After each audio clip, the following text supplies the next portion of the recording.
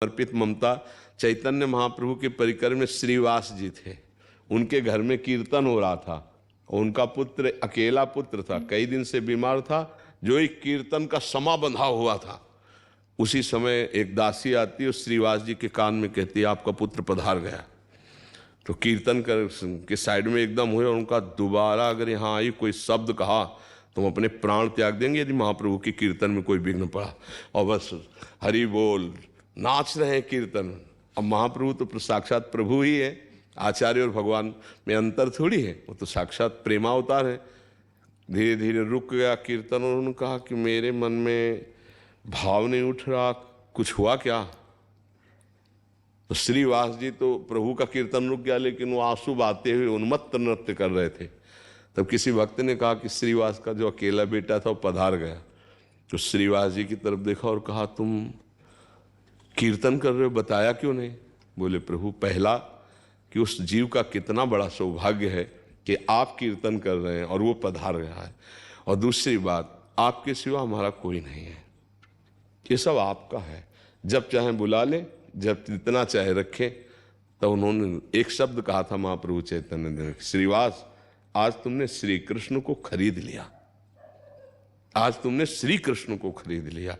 ये है ममता प्रभु के चरणों में। सब जब नरसिंह मेहता जी का बेटा पधारा ना तो करताल उठाई और नृत्य शुरू किया, क्योंकि भगवान के समीप गया है, भगवान का जन था, वो इतने दिन मेरे पास आया था सेवा के लिए, और भगवान ऐसा भला विचार ममता वाला कैसे कर सकता है? अब इसे अगर नकारात्मक सोच में, एक बेटा था वो भी मर गया, मतलब कुछ लाभ में। अब ये नकारात्मक सोच। सकारात्मक सोच, जीव को जितना समय था तो उतना जीना ही था, लेकिन कैसी मृत्यु हुई? स्वयं भगवान नृत्य कर रहे हैं कीर्तन करते हुए और उनका शरीर पूरा हो गया। तो अब भक्ति में ममता अगर प्रभु के चरणों में समर्पित ना हुई तो नकारात्मक भाव आने की संभावना है, क्योंकि जब कृपा उत्पन्न होती है तो माया को काटती है, माया के चक्र से बचाने के लिए कृपा। अब वो क्या करेगी? सीधा आपकी शरणागति केवल प्रभु पर, कुछ नहीं रह जाएगा जिसका तुमने आश्रय लिया अंदर से, जब कृपा उत्पन्न होगी। जैसे द्रौपदी जी के ऊपर कृपा जब प्रकाशित हुई तो जो जो अपनापन था वो सब सभा में देख लिया, ना पति ना कोई सभासद, धर्मात्मा पुरुष बैठे थे, ना अपने हाथ ना अपना बल ना अपना दांत, तब पुकारा गोविंद। तो यही वस्त्रावतार हो गया भगवान का, यही बाजू से पल्लू नहीं गिरने दिया। अन्य आश्रय जब तक है तब तक कृपा व्यवहार करेगी कड़ुआ, हर जगह से हटा के एकमात्र भगवद आश्रय। अब इसके लिए कम लोग तैयार रहते हैं, नहीं, इसके लिए कम तैयार रहते हैं। तैयार इस बात के लिए कि हम जो जो चाहें और हमारी सुरक्षा व्यवस्था और भोग सामग्री, तो जय भगवान की, बहुत अच्छी जगह हम जुड़े हैं।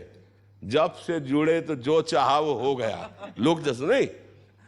और अगर जब से जुड़े तो जिसकी चाह के लिए जुड़े उसके अलावा हर चाह मिटा दी जाए तो फिर हटना पड़ेगा, फिर हटना पड़ेगा। यही होता है महाराज जी, बार बार ममता में अटक जाता है। निर्ममो निरंकार सुख दुख के सुख, उसी में पाठ करता हूँ तो फिर भी बड़ा कठिन लगता है वो। बस नाम जप करो और सत्संग सुनो और कोई पाप कर्म न बनने पाए, तो जैसे जैसे हृदय पवित्र होगा वैसे वैसे आप ममता रहित स्वयं होते चले जाएंगे। पक्का विश्वास कीजिए।